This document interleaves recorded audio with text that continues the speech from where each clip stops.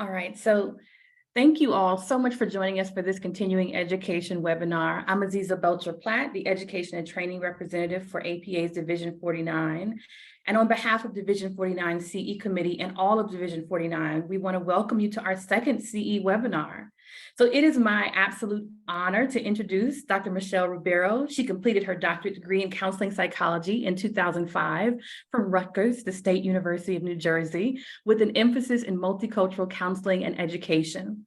As a result, she has a strong commitment to social and racial justice work, including examining dominance and dismantling systems of oppression.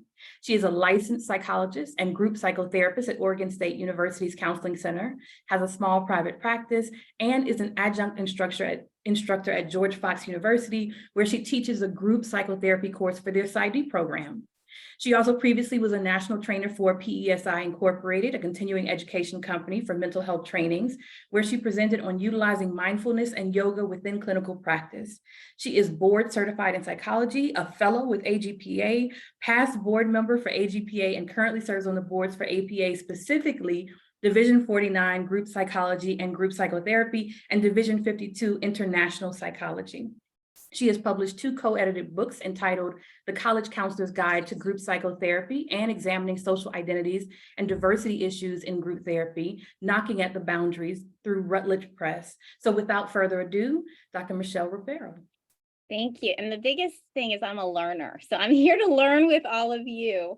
And I wanted to say Josh is also the co-editor of the College Counselor's Guide. So it's always an honor to be with my colleague. And Aziza, I'm so thrilled to be with you as well and appreciate you inviting me today. So thank you so much for being willing to spend the next 90 minutes together, learning and growing. I'd like to start, let me just share my screen. I practiced with Aziza, and I'm hoping it's going to go well because I'm not tech savvy enough. But let's give it a whirl. Whoops, wrong one already. It's gone bad. This is let's see if I can move it up. That's my last slide, not my first. And I'm going to play. Okay, so yes, we're going to be examining and attending to social identities and diversity issues in group. And I just wanted to emphasize that there's what I love about editing is there's so many amazing people out there who have experiences in different settings. And so I just want to give a shout out to the many different authors that wrote amazing chapters. And I encourage you to take a look at them. And you can get your library, so you don't need to buy it. You can certainly get your libraries, interlibrary loan or something at different university libraries. So I always want to start with a land acknowledgement. I am located in Corvallis, Oregon, on the traditional and the current territory of the Penafu Band of the Kalapua. What I love is there's a movement to not just be on the traditional, but also the current. And so I want to acknowledge that there are currently in my area, the Penafu, but also many, many different tribes across the United States that are still present. And so just giving honor to their lived experience today and their ancestors that were robbed and murdered in the process of us living on the land today. And if you're not sure where your land is, there's and I'll be happy to share slides after. There's a link at the bottom so you can look up your territory. I also wanted to acknowledge labor. And this is, again, a movement to acknowledge. And if you're part of the American Psychological Association, you know we're in the movement of reparations. And we can't repair until we claim and own up to the atrocities that has happened, not just in our United States, but across the world. So I want to acknowledge the labor of enslaved Africans and their descendants who worked the stolen land for the colonized, as well as other exploited people who continue to disproportionately face economic oppression racism, violence, and exploitation. We know it is an ongoing process. And my slides are freezing, so let's see if I can. So my computer is probably 12 years old, so I'm gonna stop and see if I can move it.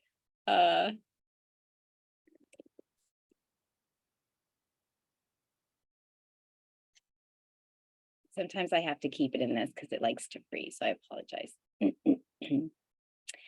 The last one I want to kind of foundationally set us on is liberatory change making.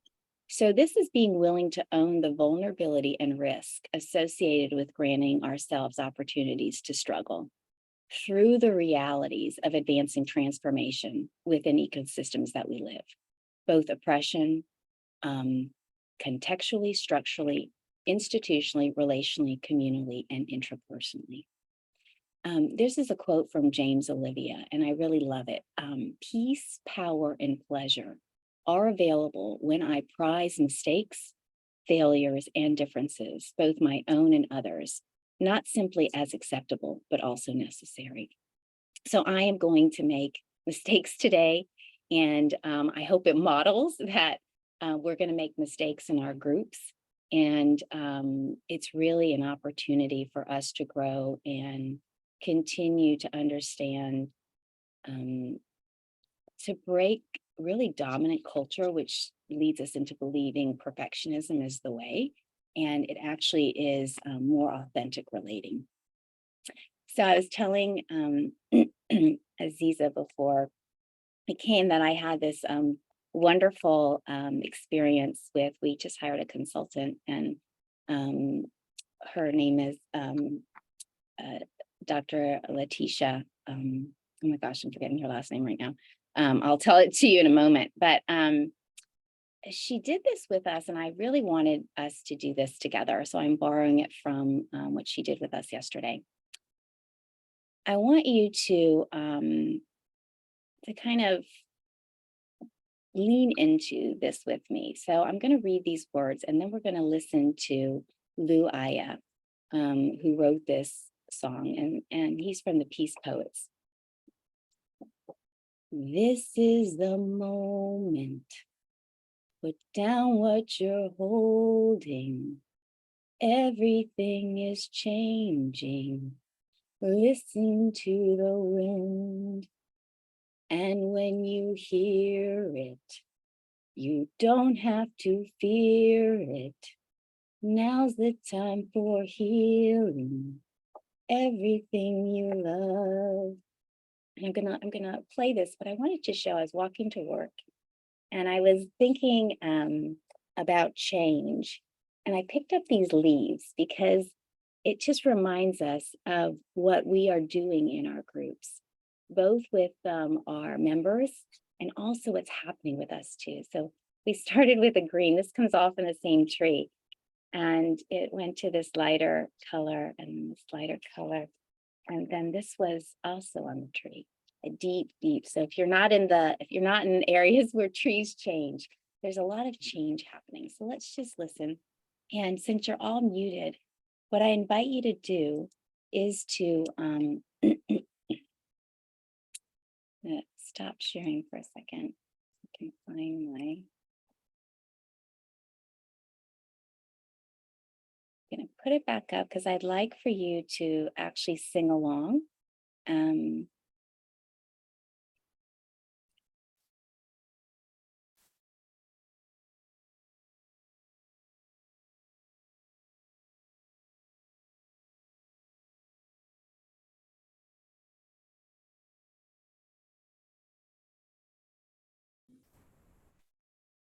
This is the moment.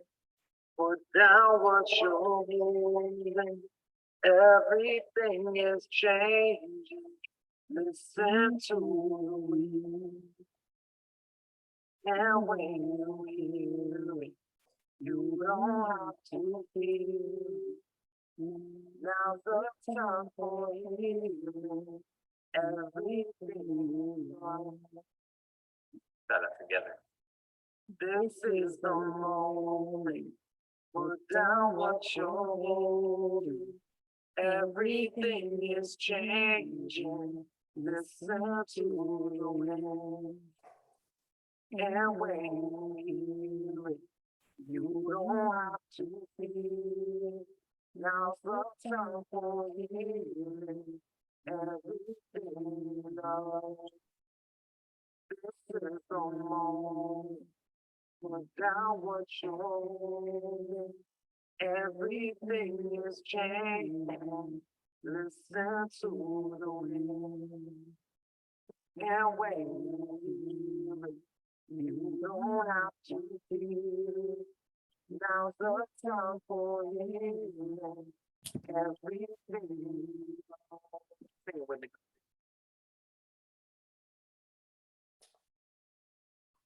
Just notice what you're feeling in your body. If you allowed yourself to really take in the words.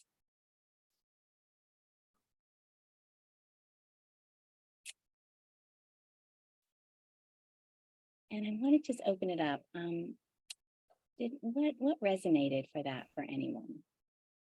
What part of those words or that song resonated? Does anybody want to share? You can unmute yourself or raise your hand, but probably unmute yourself since I can't see everyone.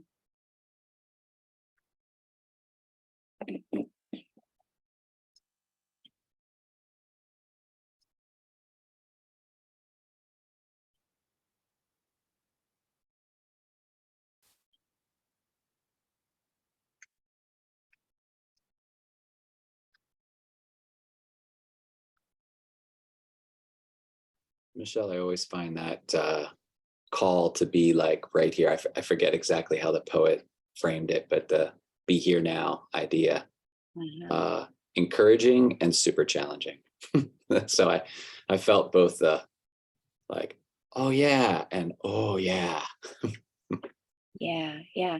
So that's awesome, Nathaniel, because as group facilitators, we often are thinking like, okay, which psyche do I need to track right now? And that we might lose what's happening in our bodies in any given moment. And the real challenge and skill is being able to be regulated and available for ourselves, and at the same time being attuned to others. And so part of what we're going to be talking about, what might get in the way of that attunement, both to ourselves and each other. So I appreciate you naming that. Anyone else?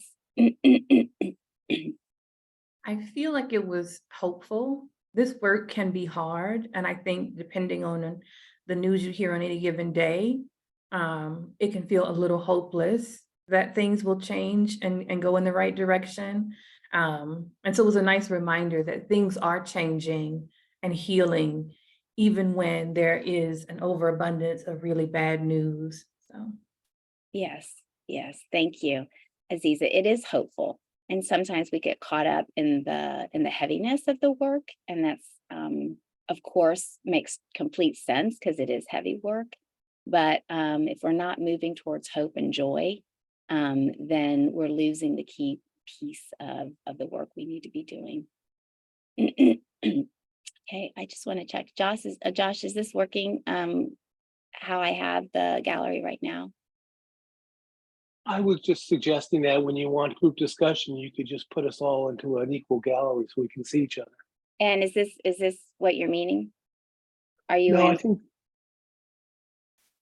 I'm sorry, someone with better Zoom help than I should I'm in full advise you. gallery right now, so I just wanted to make sure I understood. I think everybody has the choice to click their own. So up in the upper corner, you can click gallery view on your own, or if you want to just like speaker view, Excellent. you can do that too.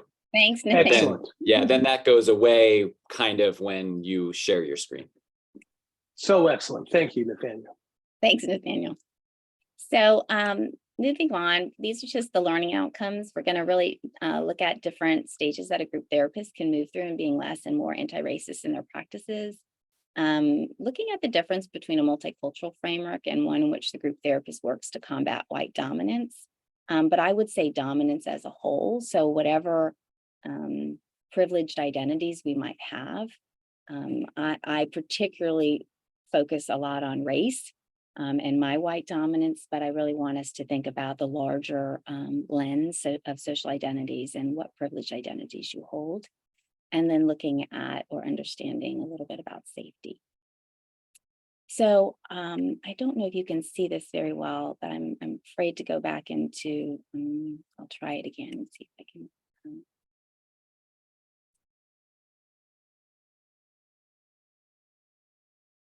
So I think it's really important because as I started my group work, there weren't a lot of theorists that really focused on multicultural or diversity issues in the history of group psychotherapy that I could find.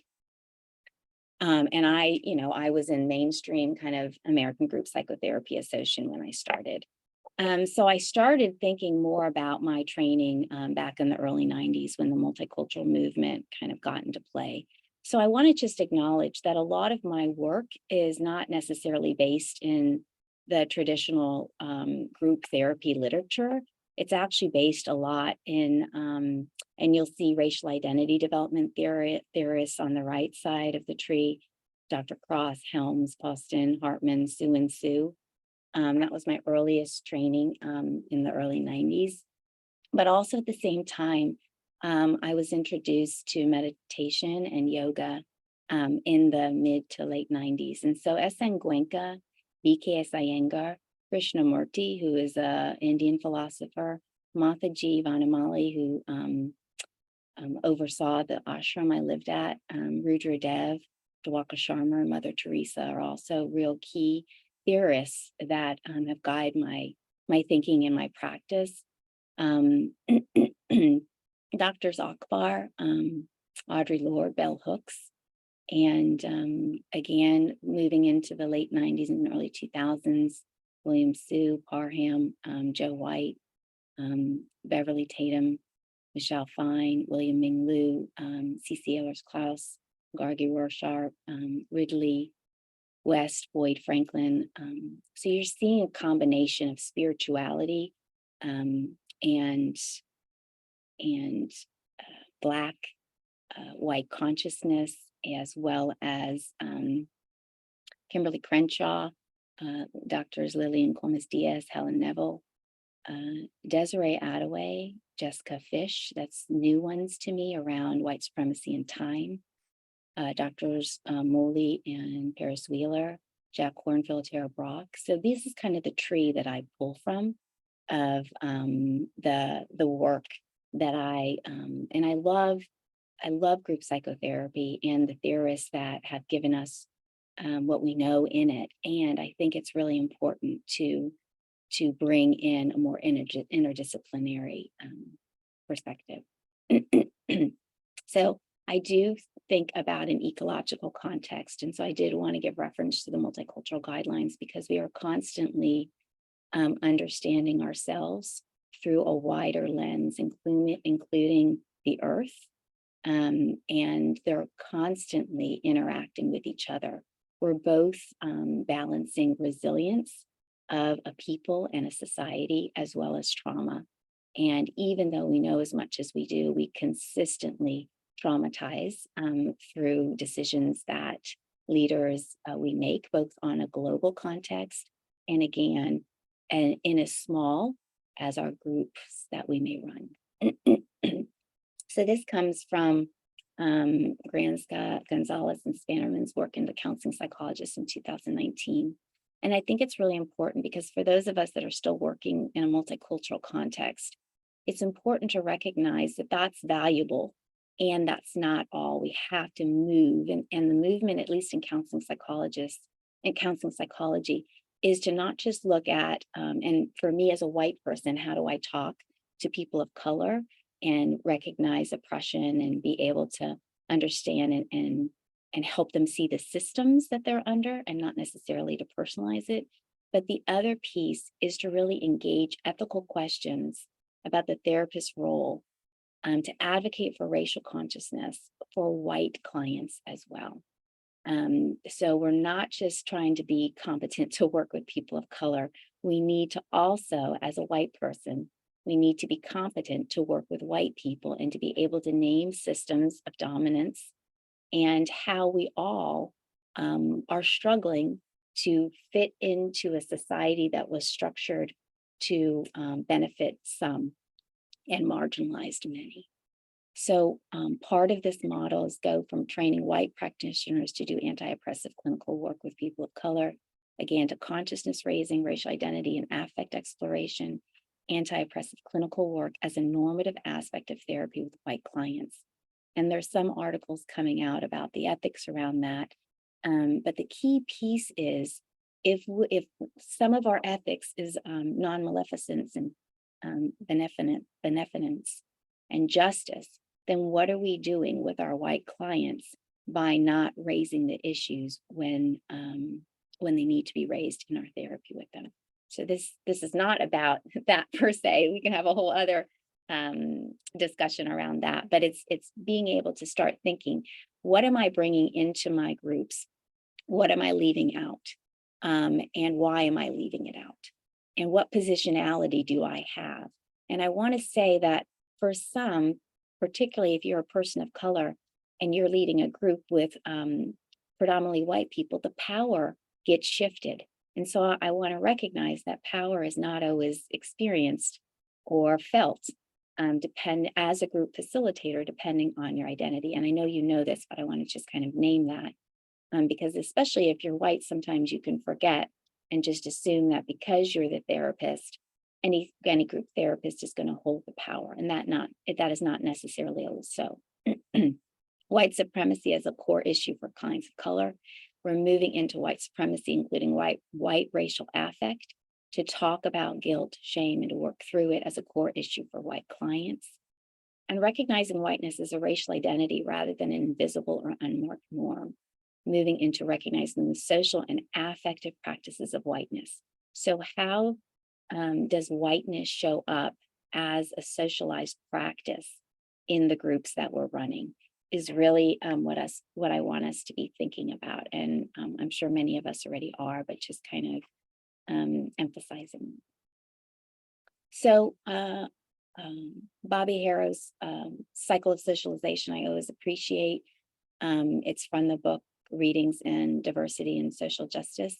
So there's, it's been around for a long time, but I just want to emphasize that how we were socialized really impacts how we see the world, right? We know that.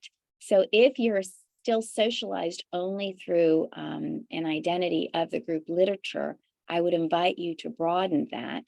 The group literature is actually expanding and there's some great research being done now, but we want to be understanding how we might not be able to see certain aspects of privileged identities, how they show up for us and with privileged identities of our clients without being able to name or to see how much space that they might take up. So socialization is always an important piece to this work, and we have to constantly be working to explore and examine them. So I want to go ahead and show this video again, and I apologize. Dr. Letitia Nito, that was who our consultant was, and I want to acknowledge that. I couldn't remember her last name, but she was amazing, and she also shared this video with us, which I felt like it is so related to group. So as I'm going to share my screen and show the video, and let me just switch over.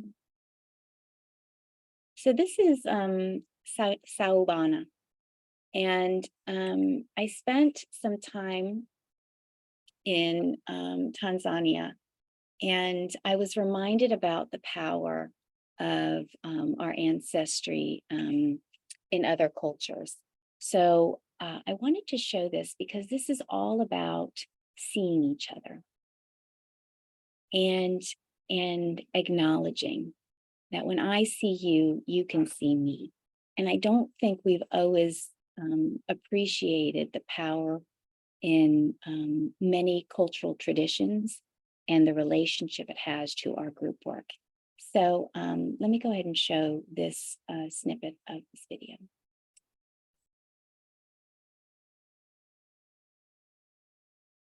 we're still able to really see. In fact, the word says, we see you. So it's not a single I person. That my eyes are connected to a dimension of reality we call ancestors. So my seeing includes my ancestors. My seeing also includes the divinities that are part of the celestial spheres of reality. So Sawubona says, we see you. And the response is, Yebo Sawubona, yes, we see you too. Because it's a dialogue. Seeing is a dialogue. It establishes you as a witness to some phenomenon that can also be a witness to your own presence. But when two human beings meet in this gesture of Sawubona, the acknowledgement is we see each other. That becomes an agreement because we're obligated from that point to affirm the reality that seeing has empowered us to investigate our mutual potentials for life. So it invites us to communicate. Why are we, if we're seeing each other, why are we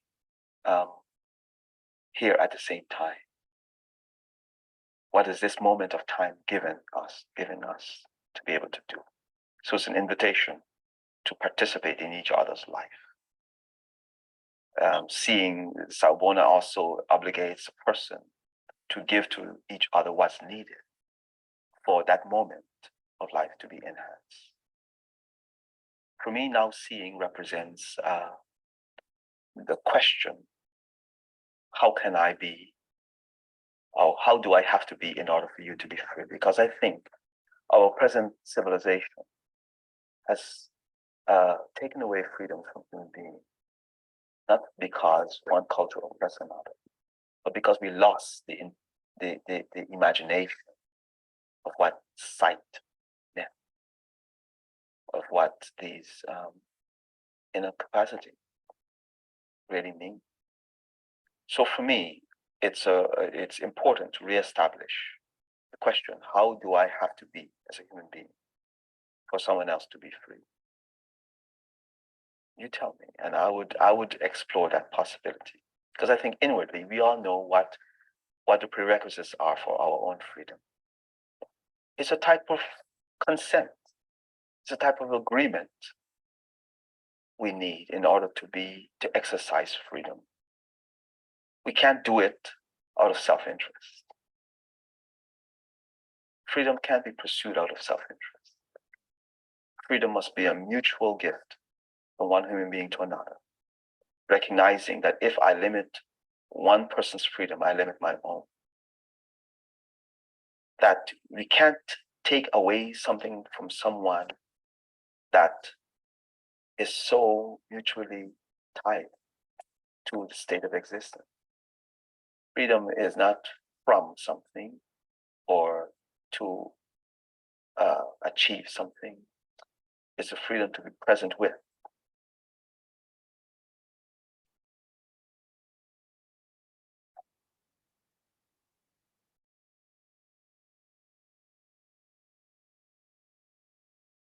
Take a moment and notice what you're feeling in your body.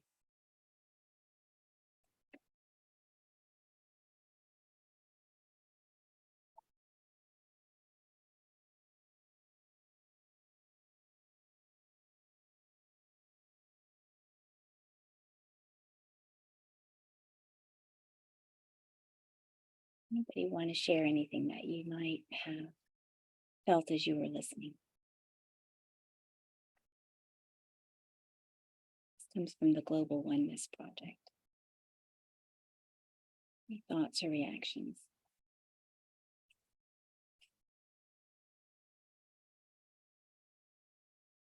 Aziza shares, I'm familiar. I'm familiar with the term, but that was one of the most beautiful explanations of the concept that I've heard. Yes. I was very moved by it as well. Anyone else? Thank you, Aziza.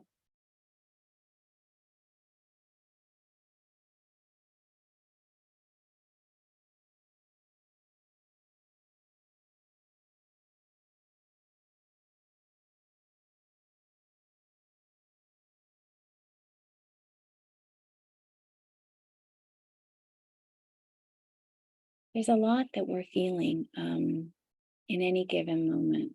And sometimes it's wonderful to sit with it. I'm going to encourage us as we move into more of the group invitation, that you notice what keeps you quiet, and what makes it hard for you to kind of go beyond the microphone. So some of you might want to unplug at some point to be able to not have that boundary. But I also recognize we're warming up, and we haven't done introductions, and you're all just sitting kind of looking at faces. But just notice, as we would with our clients, what keeps you from going from the intrapersonal boundary to the interpersonal boundary, and then to this group boundary. So it's just, again, paying attention to that. Any thoughts or reactions?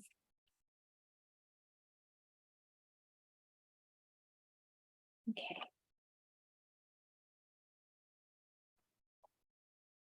Well, I think for me, just basic anxiety. Watching that clip before, it was so profound, this idea to be reminded, like, oh, when you interact with someone, it's like of utmost importance to sort of try to understand how you need to be so that the other person can experience freedom and, potentials in their life. That's such a big concept. And so when you ask the question, what was keeping me from speaking about it, just to try and like articulate that, and speak to all these people on the screen, I was super anxious to do it. And how does it feel that you broke that anxiety kind of barrier and gave us the gift of your voice? How does it feel? I don't know. I'm still anxious, but I'm glad I did it, because I noticed that if I just kept coming up to that wall, I think, or if I kept coming up to that place, and then backing away from it and not, speaking, that it would become like a wall, and then I'd sort of feel distant and isolated. So I'm very happy that thank you for inviting, for us to do that. Yeah. So Aziza kind of started us off, and then Andrew, you took the next leadership moment and you said, you know what, I'm gonna take the risk, and you modeled it. So I want to just ask, anybody relate into what Andrew was saying about the anxiety and the power of what you just heard, and how does it make sense for your lived experience to be able to think about what someone else might need over what you might need first, especially if you hold more dominant identities. I'm seeing Hunter's nodding, so you don't have to speak, not Hunter, but who could join Andrew so he doesn't stay alone? Anybody want to reach out to him and relate in?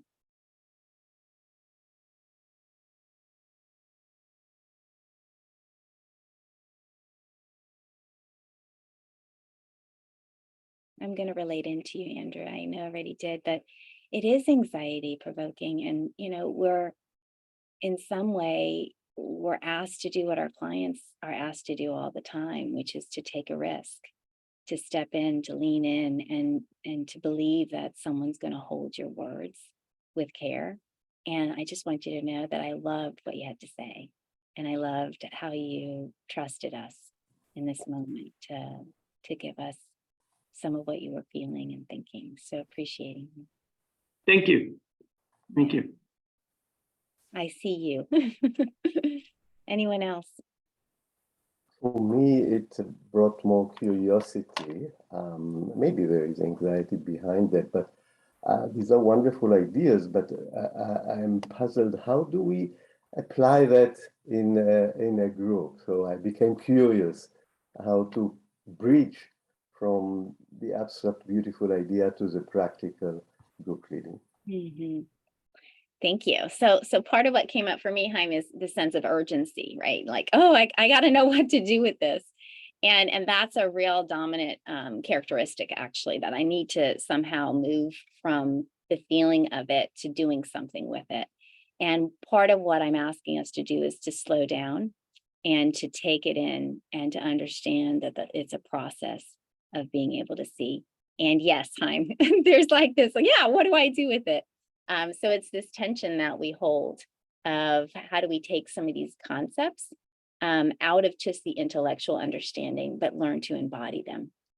And embodying them allows us to be present with someone without always needing to do it in words.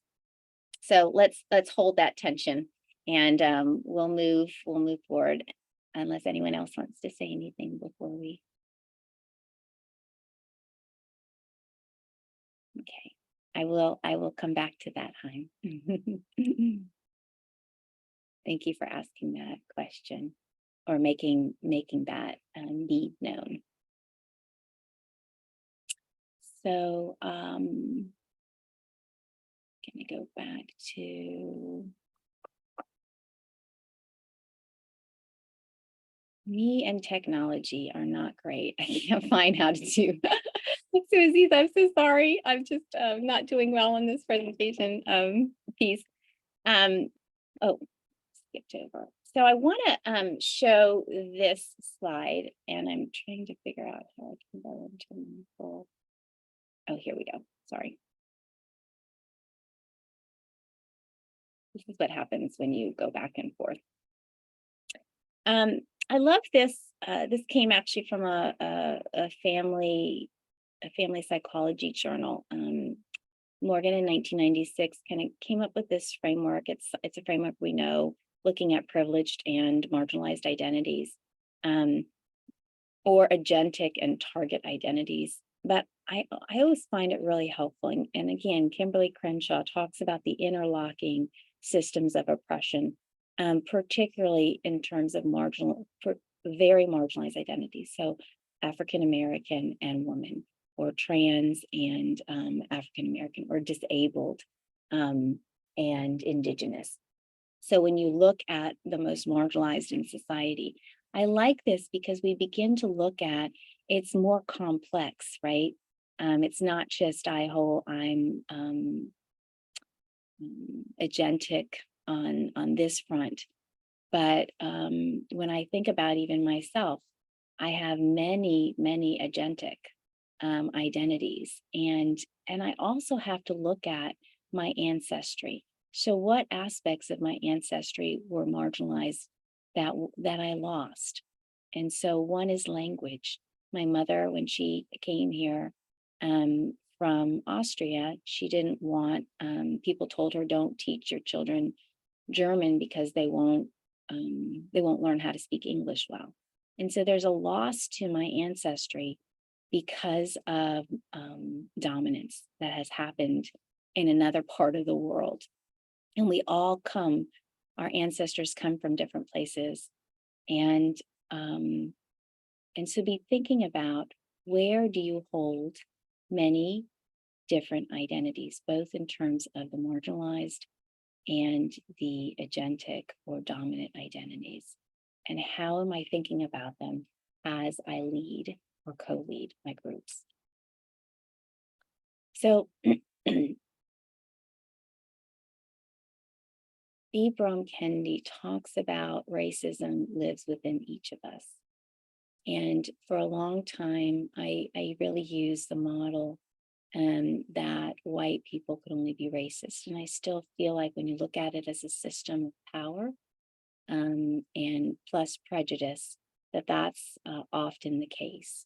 However, we have internalized racism, and I see it all the time, where people of color will internalize the oppressor and do harm to people from their own communities.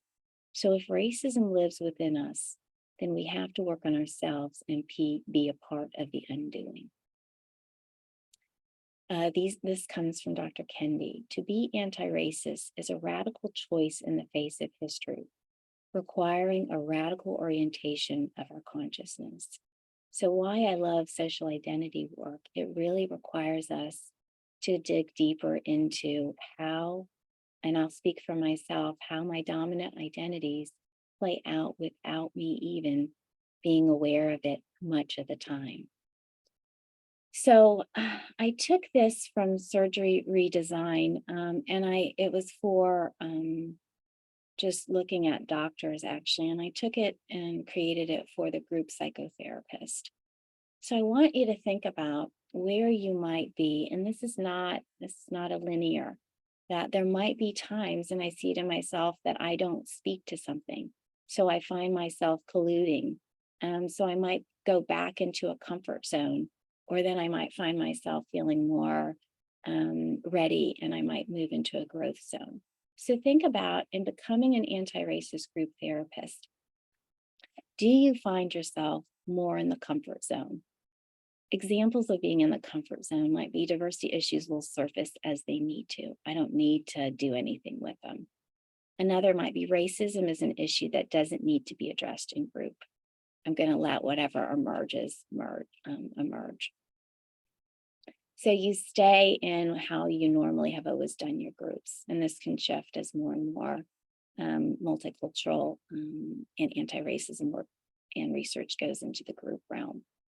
But if you've been doing groups for a while, and I see this, I've presented in different group organizations. And one time after my presentation, somebody said, "That's really nice, but I think I'm going to do exactly what I've always done." And I'm like, okay, thanks. Thanks for showing up, because maybe there might be an opportunity that you're not even aware of. So comfort zone means I want to do things as I've always done them. Learning zone is like, you know I don't want to do things exactly always the same, but I'm not sure exactly what to do. Awesome. You're moving into this, like, what do I want to do? I think most of us are probably now either in the learning or the growth zone. So the learning is I am vulnerable about my own biases and knowledge gaps.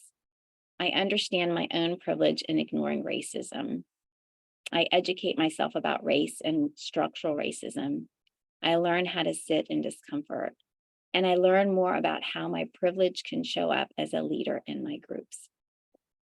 So we're just learning, and I'm always in a learning mode. I'm always appreciating how vulnerable I can feel as a group facilitator in times where my clients trust me to hold and to know what to do always. And I think authenticity is important.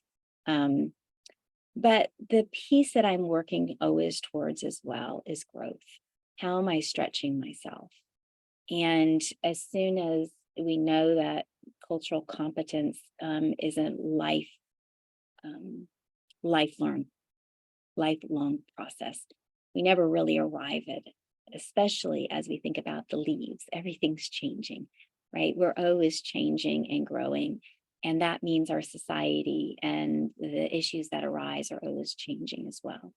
So growth zone could be identify how I benefit from racism and other systems where I hold a privileged identity. I don't let fear of making mistakes guide the interventions when leading groups. I yield positions of power to those otherwise marginalized. I confront micro invalidations when they may be occurring. I stay open to feedback about what I may have missed due to my privileged identities. And I speak out when I see racism in action. So again, think about where you are and how you want to push yourself towards more of the growth, or continuing to stay in that growth zone, because it's a never-ending process. I want to name that there's things that happen in our bodies. I'm not spending a lot of time on this today, but I do love this adaptation from Kai-Cheng Tong. And she took Dan Siegel and Pat Ogden's work around window of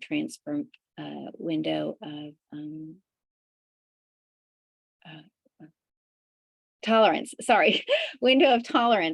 And she worked at it for the window of transformation.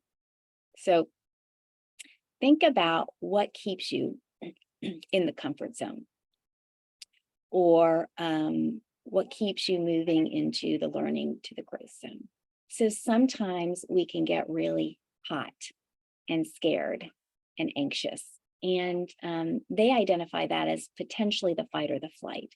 So we have a hard time regulating our emotional system so we feel ready to make an intervention that invites deeper dialogue around race or around any other identities that might feel less comfortable for you to talk about.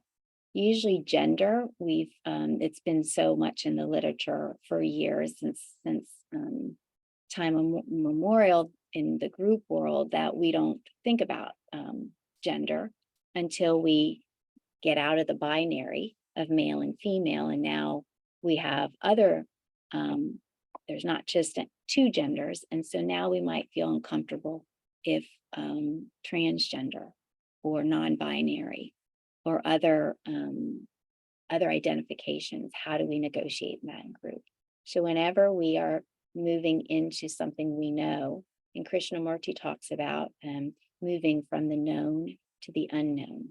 The unknown often causes us anxiety, but if we understand that once we take that first step into the unknown, it becomes known, and then we don't have to fear or be as anxious. So it's really about moving into the unknown so we can know it more and practice with it. So I adapted these a little bit to our purposes, but destructive conflict or fight or flight might look like I start to feel my boundaries are not being respected. I fear being exposed around my ignorance or lack of understanding. It seems pointless to engage in good faith. I must prove I'm a good person. So my commentary, either as a member of the group or as a leader of the group, tend to be dysregulated or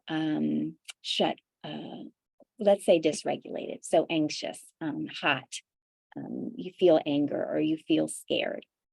So on the opposite end is fragility or collapse and disassociate. So this might be where you shut down. You kind of disconnect from what's happening or you miss it. Like, I didn't even hear that. And I was leading a group one time I do examining white identity groups with students at my university. And I remember the day before when the murders happened in New York, I remember saying, I mean, I was just so fueled around the murder. The next day, I used the death or the passing. And somebody in the group said, "What do you mean? It was murder." And I recognized that I had somehow shut off the labeling of murder and used passing or death or some very benign word. And I was like, oh my gosh, I had disassociated from all of that overwhelming anger and passion that I felt the day before. So it happens to us. It happens sometimes before we even recognize it. So examples of that might be I collapse into my sense of victimhood. I feel I'm being bullied. This may or may not be true. I become immobilized and disconnected from the change process. So then we have performative, and that might be I start to feel overwhelmed by insecurity and shame, but not completely, right? You're starting to get a little bit more traction with handling. I try to appease by making statements and commitments that I actually don't follow through on. And this sense of I'll do anything to be good again. So getting caught in that good, bad binary, which is a very dominant kind of characteristic that there's right or wrong or good or bad. So what we're really trying to do as group facilitators and members is that window of transformation. My boundaries are respected and my questions are welcomed. I seek self-accountability, growth, and challenges with openness. I feel safe enough to hear and integrate feedback. And I'm encouraged to be curious and seek new ways of being with another.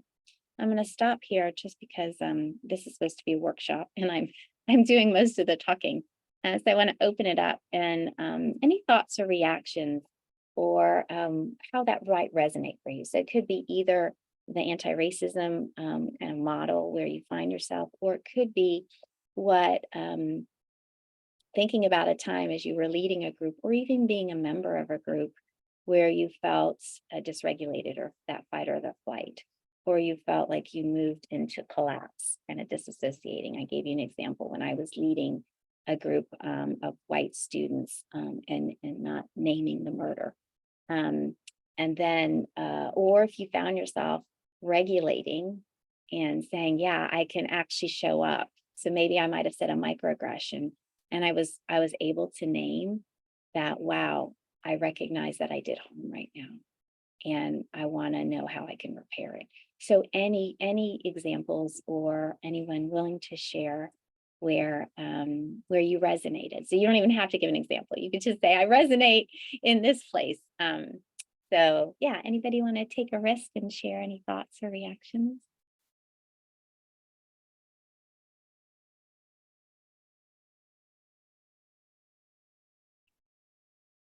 And it's hard because the people that are on the screen, I look at you the most. There's a whole other cadre on the side. And remember, we're practicing here. So what Chaim said, how do I do this in group? It's about practicing. It's about not trying to get it right, but just trying to show up in whatever way that moves you to kind of speak your experience. So Deborah says, I love being with you. Oh, okay. Bye, Deborah. Thanks for joining us. I have some thoughts. Yeah, great. Thank you, Raina. Yeah, so I'm really resonating with like the fight or flight and nervous system correlates. I've actually been like putting together like my own like presentation and sort of developing interest in polyvagal theory and like nervous system states and social engagement, and kind of how we can get more into like rest and digest and like engaging and connecting versus like being in that fight or flight response. And so I'm just thinking about this conversation, like jumping in a group and like noticing for myself being in this like my heart is beating really fast and I'm feeling that anxiety like Andrew had mentioned earlier. And just thinking about how like those reactions, a lot of times, like my response is to, I'm going to sit back and I'm not going to share because like having that difficulty regulating, but then like being able to move, like regulate and then move past that to like feel that sense of connection and like getting into that social engagement place. And so I'm just appreciating like that, like the opportunity that you're providing to kind of like practice that in a group setting. And then also that framework around the window of transformation. And like I'm interested in continuing to learn more about that. So thank you. Lovely, lovely. Thank you so much for opening yourself up to the group and really sharing the anxiety, connecting with Andrew, right? We haven't left Andrew. Andrew is still part of the needing to be connected to. So I love that you reached out to him too.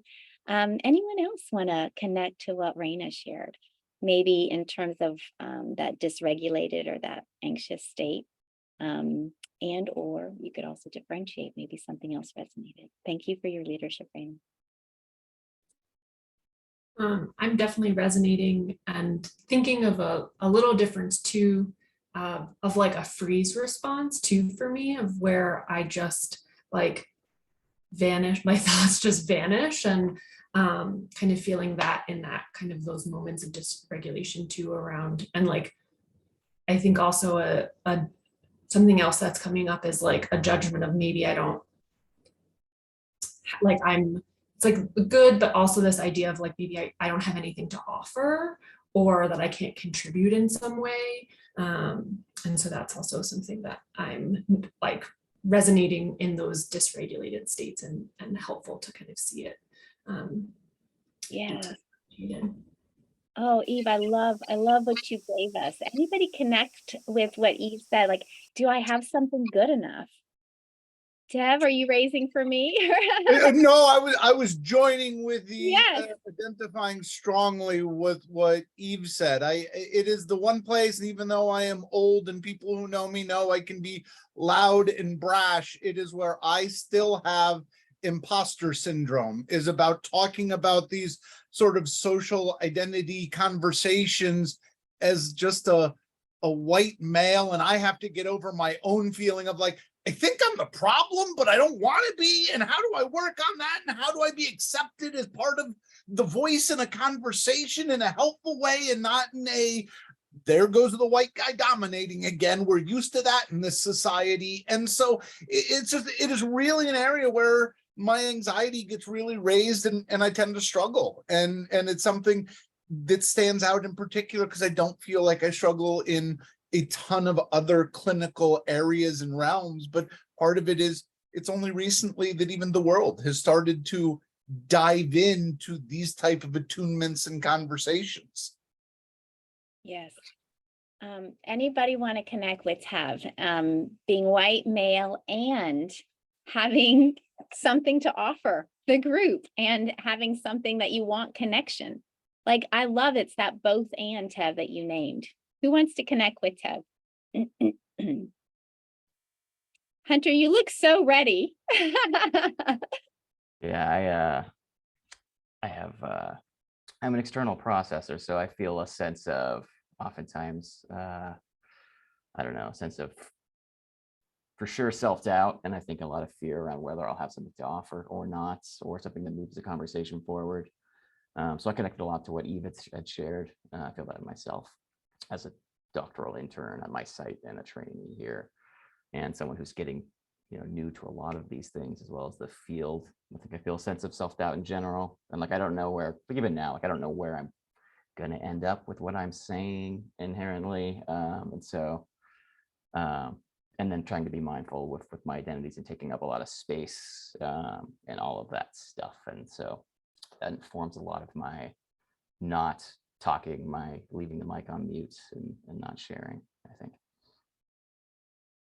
So I want to appreciate Hunter, because actually when you talk, I feel closer to you. And what you say, and that might be for everyone, who felt closer to Hunter because you knew what was going on with him. Yeah. Anybody want to raise your hand? Yeah. So our fear is that we're going to be actually rejected when we talk, but the opposite happens because we actually get to know you more. And it doesn't mean that everything you say we're going to appreciate, but knowing where you stand is much safer than seeing a quiet face and projecting onto it. And so part of what we do, we know when we talk, is we lessen the projections that can be put on us, especially when we hold privileged identities, because then it feels like we're holding our cards close, and that can feel actually more scary than being able to say something, because then we can work with what's being said versus not knowing what's going on with any particular person, right? So appreciating. Well, anybody else? We'll do one more if someone else wants to go that, and then we're going to do more of an experiential. I think I'm struck by the importance of Sawubama, if I'm pronouncing it right. I was raised on Martin Buber, I vow, but I think the idea that if I'm fumbling around and feeling fumbling around and acknowledge that, it's going to balance out better, There's a difference between burdening someone with something that I don't want to deal with and maybe this seeing each other business. Yeah. And I really like that. So I just thought that Hunter, I think, will be, that's what I sort of try to do. And one thing that I'd like to add, if I can, Michele, I think you brought up a very valid point about how harmful it can be sometimes when we don't participate in certain group discussions or when we don't say anything, because there's that fear that we aren't helpful, because it goes back to this discussion of intent versus impact. So the intent was not to come across as insensitive or not to come across as privileged. And that was an honorable intent, but then also the impact comes across as though you don't care. And I find myself being in that situation many times, not necessarily just within the group room, but just even amongst the clinical staff, right? So when you're having these conversations about DEI and you're one of the only clinicians of color and your white colleagues don't say anything, it's just kind of like, well, I wish I had the opportunity to not say anything, but I don't really get that opportunity. And so it can be isolating amongst co-workers, especially if you're maybe co-facilitating a group, perhaps, when the person doesn't say anything, even though it's coming from a place of fear or anxiety, and not sharing that or even being able to verbalize it, then it can be isolating to the students, it can be isolating as a staff, and it just causes more damage than, I guess, protection, so to speak. Thank you for speaking that, because I think I mean, I know it to be true based on my experiences, that you kind of affirming that silence can be read in many different ways, right? And so at least people know you're working, right? So we're going from comfort to growth, like everyone's going through a growth, and you're not asked to be where you need to be, but you're asked to actually take a risk, right? To put yourself out there in ways, especially if you hold privileged identities, you haven't had to put yourself out there before. And when people, the other piece, Josh, that you said, I just want to name, there is an important work for affinity group, particularly for white people, because if you're very, very early on in it, it's not okay to put a lot of the teaching on people of color in a group setting. And so there is something to be said about early identity development in affinity based, which is, based on racial, and for people of color to be able to feel safe and not always feel like you have to be on guard or correcting. So we won't spend time on that today, but I just want to recognize that there is usefulness in doing beginning work, not necessarily in cross-racial groups, because the early work can actually be very heavy and overwhelming for people of color. So I want to move on. Can I ask a question, Michele, before we do, or not? Yeah, of course. So I think your point there brings up a tough question for me, or just I don't have an answer for, is like, when we're thinking like we put people together in a therapy group, we don't know like where their identity levels are going to come from. And so I wonder if maybe you could just talk a little bit about, like, say you're in a cross race group and these stuff bubbles up, it's there, you don't have the opportunity to put people away into affinity groups or whatever. What are some of the main principles you're looking at to like manage that in a therapeutically healthy way? So I'm going to jump to a slide that's a little bit later.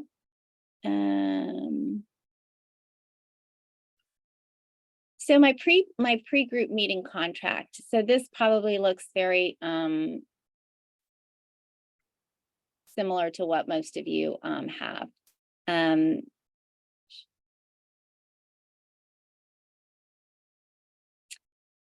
don't know how to get this out of the thing. Sorry. But what I want to just emphasize is so confidentiality, attendance, relationships with other members, active participation. But I've added a new one. It's called navigating social identities. And what I do at the pre-group meeting to set it up, Nathaniel, is to talk about each of us and this is exactly from my contract. Each of us identify with various social identities that are part of who we are. Some of these include our gender, culture, race, sexual orientation, ability, status, etc. Some identities may be more salient, important to us than others. Group is a space to explore how these social identities interact with our relationship with others. When this happens, we may say things that cause undue harm to another person or group that may be experienced as a microaggression or micro-invalidation, I'll say too. A microaggression is defined as a brief and commonplace daily verbal, behavioral, and environmental indignities, whether intentional or unintentional, that communicates hostile, derogatory, or negative slights and insults to a target. Our goal in group, if this happens or when it will happen, is to understand the unintentional harm or intent and to work through any ruptures to understand the impact. We want to be more curious about our impact rather than try to explain the intent. Our goal is to work through ruptures and stay engaged in the process of repair. And recently, so anyways, I have this is something I go over with clients. And part of it is to set the stage that when an invalidation happens, we're going to spend some time with it. The other thing that came up to me recently in my group, not this week, but the week before, I named white supremacy dominance and how I felt it was playing out in this individualistic mentality.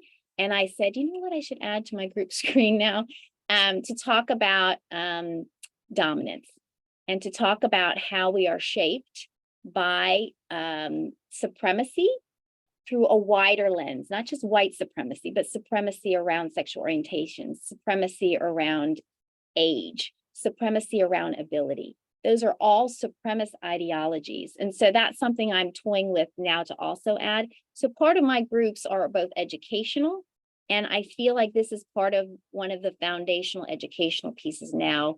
And thanks to Aziza, Miles, and their work around microaggressions in group. But I'm also feeling like I want to name this sense of domination because I named it in group, and I don't know what they exactly did with it. I said, any thoughts about this being a kind of through a dominance, about how perfectionism or how not reaching out to anybody and needing to do something on your own fits into a structure that actually harms us in our society? And then they had a conversation. So that's how it can look in group, is you started at pre-group meeting to name these things that are going to show up in group or that you're going to invite conversation around. So when it does show up, you have a little bit of foundation. Does that answer your question, Nathaniel? Yeah, that's great. Yeah, okay. Thanks. Let me just go back to sharing my screen. I don't even know which screen I'm sharing anymore. There's so many things open on my thing. Can folks see this? I think this is, you would think by now I have Zoom under control, but obviously I'm still struggling with it. Okay, so I do want to name power. So power often in the literature around racism is this power over. And it's access to resources and advantages coupled with the capacity to direct or influence behavior actions of others. And we hold power as a group facilitator in our positionality, right? But then we have this wanting to be more equitable and to lessen our power. So power with. So joining with another entity to support, uplift, or collaborate towards change and transformation. Now, this is my definition. So you might come up with another one. And true power, also my definition, is a life force, a vitality or an energy that leads an entity to access what is pure and vibrant within. And so I would ask you, as you're moving into this work, to move out of power over and to move, and that's Sabuana, moving with power with, and true power. Like, how do I empower myself to do this work? So briefly, these are levels of group dynamics. This is kind of basic group psychology. This is kind of looking at the group room. Now we're on a screen, but our goal really is about connection. So connection, individuals and groups will be able to form and sustain trusting, authentic relationships, compel others, and be a supportive presence amidst difficulty. They will be able to give and receive grounded feedback informed by awareness of how we have been individually and collectively shaped by trauma and oppression. And so our goal, and at least in my groups, are always to connect. And what gets in the way? So relational cultural theory talks about we want connection, but we do things that disconnect. So it's how do we understand? And that theory particularly talks about mutual empathy. How do we hold each other in understanding the pain involved of the histories that we all share in terms of living in the United States or globally, if you look at an ecological. Colonization is a word that people outside of the United States might connect to more than racism. So we must be able to build our self-awareness of our identities, how we hold power and privilege, and identify destructive forces that impede on group processes. So we want to attend to different acculturation levels. The other thing, Nathaniel, that I do in group is I start getting a sense of where racial identity development might be. So you could ask some questions, particularly in Aziza's article with collaborators. We'll talk a little bit about trying to assess racial identity theory. Again, I love this. If an egg is broken by an outside force, life ends. If broken by an inside force, life begins. Great things always begin from inside. So our work as group therapists is to do our inner work. So we would do well to understand how well our identities have impacted the development of our values and worldviews, including assumptions, biases, and stereotypes we hold about others who are different from us. And if you've done any of my workshops, you know I love this, this form. So of course I would have to show it here again. I'll try to open it up so you can see it a little bit better. And I do want to spend the rest of our time kind of doing this. So get out a piece of paper. And I want you to think about your group memberships. Think about what most in your group as a leader or a member, because maybe you haven't led groups, you might still be in early phases of your training. Which group membership are most salient as a member of a group and as a leader of a group? And then which are least salient in your groups as a leader or a member? And which have the greatest effect on how your clients see you if you're a group therapist and how you see yourself? Then have an effect on your decision-making as a group leader and give you power and privilege in your groups. So you can decide, we don't have a lot of time, so you can decide where you want to, but in the group membership, you're going to put, like for me, I would put gender would be female, my physical sex is woman, my race is white, sexual orientation is pansexual, my spirituality is Catholic, my social economic status is middle class, and I include class and educated. I have a PhD, sorry, an EDD. My age is 53. Oh, I'm 52. I'm about to be 53.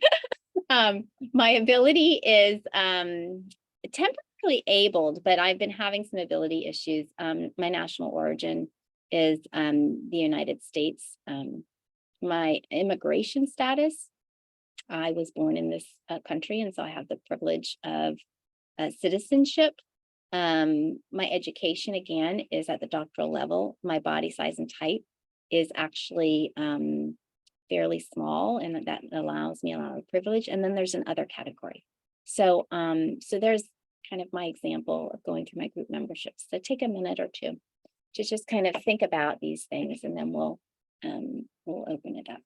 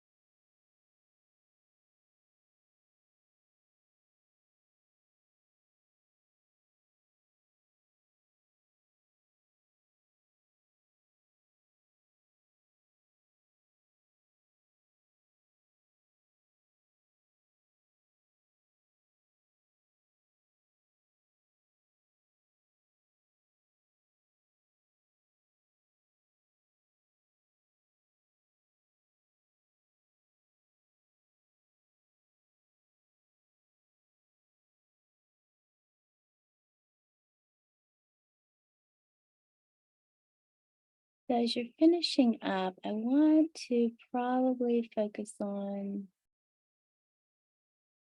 think about the most, what do you think about the most in your groups, or the least? And then maybe have the greatest effect. So those would be the three I invite you, but you can open it up if you wanted to do other ones too. So I'm going to stop sharing. Any thoughts or reactions as you were filling this out? And I know I didn't give you a lot of time, but Yeah. I think for me, as I was navigating the different identities or things that were coming up, I was becoming a lot more aware of how even the saliency of some of them varies depending on moments in group. I'm very aware, for example, groups that I led that are more composed by international students. I am from Chile. So that, and when the discussion is more in and out group, or like people from the US or outside, or racial issues and ethnic issues come up to the forefront, where I stand and sort of what are the aspects that come up, independent of how our projections on me from the group members, right? But then when I'm sort of perhaps in other type of groups, other aspects of me might come up a lot more. So I was sort of interested in the fluency or the fluidity of what it can happen in spite of maintaining sort of a core piece. yes, I love that. So it's fluid. It's not linear, like you're going to show up one way and that's just how it's always going to be. It's this constant changing process. And you add a co-facilitator, and depending on what their identities too, it becomes even more complex. I loved what you brought into our space. Any reactions or anything you want to add? Thank you, Beatrice. I can connect with Beatrice a lot because I think my whiteness has been the one that's like kind of always there with group and answering the question of like how I see myself in group. But then I really connect because in a group that I've been working with quite a while, I can recall within the last 6 months, one of the members came out and shared about her sexual orientation, and it was a big deal for the group. And then I became very aware of my being straight and like, how did that, where I normally wouldn't be that wouldn't be the first one I would go to, but that really became aware, particularly when some of the other straight clients were starting to engage in the, oh, well, educate me about this. And what does that mean? And I'm like, oh, we gotta kind of intervene here and help kind of protect this new member. And, but that really all of a sudden I'm like, oh, I'm very straight here. What does that mean? Yeah, and I love that because unless someone with a marginalized identity names it, we often forget about the privileged identities. And that's what just brought up. Like, okay, if we're all heterosexual, we don't even talk about being heterosexual. It only becomes an area of focus. And that's where that tokenism comes in. It's like, oh, now sexual orientation is in the room. It's always in the room. We just never attended to it because of that privilege and that dominance we hold. We don't have to attend to it. We just assume it's there. And so part of this growth work, and I'm in it with you, is how do we, especially if we hold privileged identities, how do we not just make it a part of the water? Like we begin to name these dominant identities, even when there's not marginalization that has to show up in our group, because it's there. But we somehow, as a white person, I feel like, oh, like I'm so easy to fall back into that comfort zone of, okay, I'll just wait till it comes up. And how are we limiting change in people in our groups, particularly around racism in our country? If we can't talk about it with an all-white group, then we're colluding. Other thoughts or reactions? Or what you filled out in terms of your learning?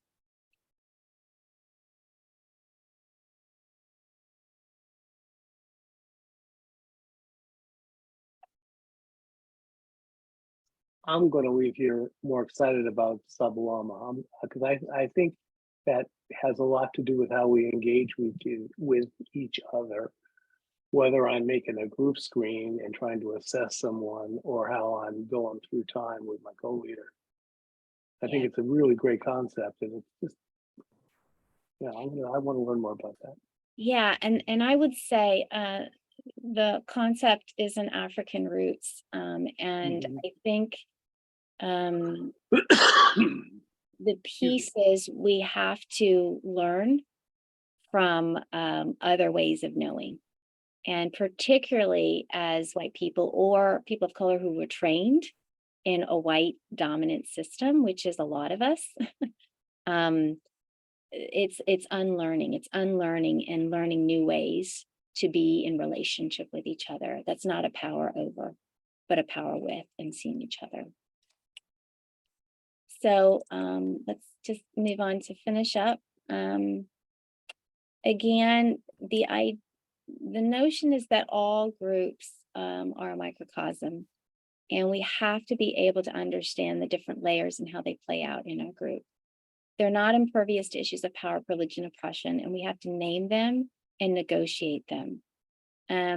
There's various isms that we bring into groups, and when it happens and you notice that you've micro-invalidated or that you missed something, to be able to name it and to let the group process it. Even when we minimize our own biases, we are still not exempt from perpetuating or even introducing stereotypical elements that affect group dynamics. We can never totally create a safe space. It's done through action, and it's done through a process that's created through leadership of inclusivity. And it is our goal as group leaders to create an environment that fosters courage for people to share what is troubling them. Safety is the initial and fundamental task of the group therapist, to establish group as a safe and dependable place. And we want to be recognizing that safety is felt differently depending on our positionality in society and in the group. We want to set and reinforce norms which promote a sense of safety in the group and thus facilitate psychological risk-taking. In the College Counselor's Guide to Group Psychotherapy, our colleagues, Karen and Ari Bentley, really kind of hone in on some questions to ask in the pre-group meeting, or to be able to bring into the group to aid in the discussions.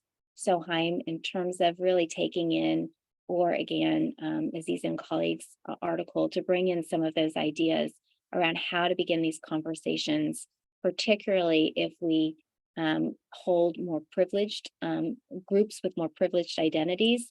How do we be able to have these conversations, not just waiting for a different identity in terms of, you know, a person of color or a person who has LGBTQ, or a person with a disability, or some other salient identity that might not be the norm in the group. And I know I'm talking through a white place because I'm a white therapist, but this would play out in people of color groups. So what happens? Do you talk about ability? Do you talk about sexual orientation in, let's say, an all Black women's group, which we hold at our counseling center? Or are those conversations not left out? So the opportunity to leave marginalized identities, if they're not in the room presently, out of the conversation is there. And I'm not saying, you know, you have to make it on all fronts, but it's to be aware of what's not coming in and why. So there's the contract I went over. This is just talking again that there are biases in group work, and we need to work through them. And the key of this work is cultural humility.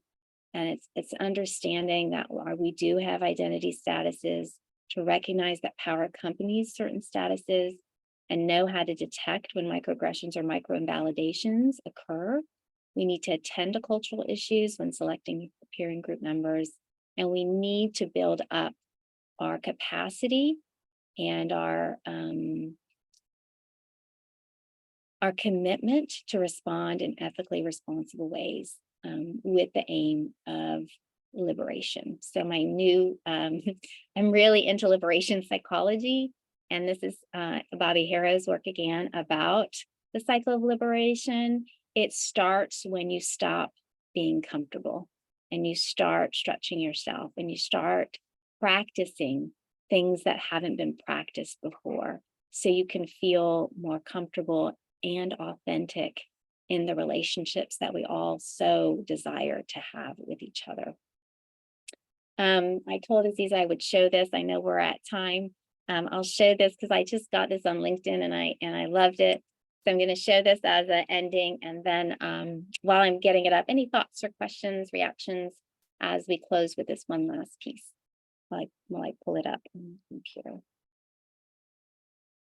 Thoughts, reactions? Thank you for doing this, Michele. I think all of us need to learn a whole lot more about all of this. And Yahoo, Division 49, 2 CE programs. Thank you. And Chaim, to go back to your question, I'm going to show this while I kind of speak to it, because I don't want you to feel like you weren't nourished enough, and maybe you might feel that way anyways. You can watch this, and this is the learning process. Yeah, I saw it.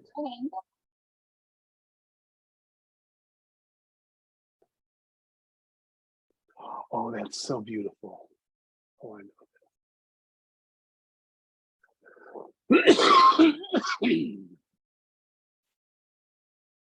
So let me just move this real quick and get this, and then, okay.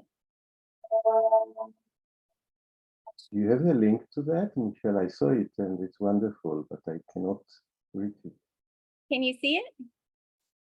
Okay. So this is the learning process. And I love this visual because we're going to fall and we're going to come back up, and we're going to fall and we're going to come back up.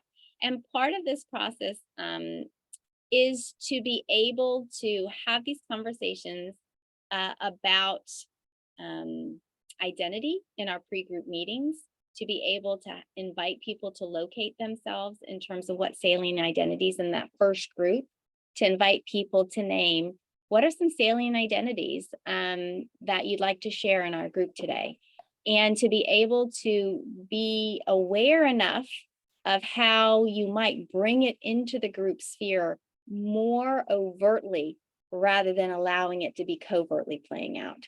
And so any opportunity that you have, and I gave you the example last week in my group, so that's him standing a little bit more stably.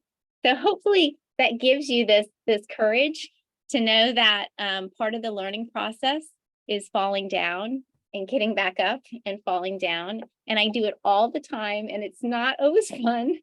And you saw it today with all my presentations, so thanks for your patience with that. But we do the best we can, and we just keep showing up with all of our imperfections. But we invite the conversation right at the beginning, right at the pre-group meeting, and then in the first group to get overtly what's already in the room covertly. And then to be doing this work, this inner work, so we gain that learning process of how do I continue to invite conversations, because we want connection, but we want authentic connection with each other. So thank you so much. And for your patience again, for all the tech problems that I had. And I'm available at michele.ribeiro@oregonstate.edu if you need anything more after you venture into more practice. So thank you. Thank you so much, Michele. So if you all could unmute, if you could turn on your cameras if you're comfortable, and just allow Michele to hear our applause. On behalf of Division 49, thank you all for attending this live, or if you're watching the recording. For those of you all who are interested in CE credit, you'll receive an email with a link to the post-webinar assessment. And I also just put in a chat, you can complete the assessment for CE credit, and we would love your feedback. So there's also an evaluation form, both of which will also come by email. So again, thank you so much for taking your time out, and thank you, Michele. Thank you, everyone. Thanks, Aziza.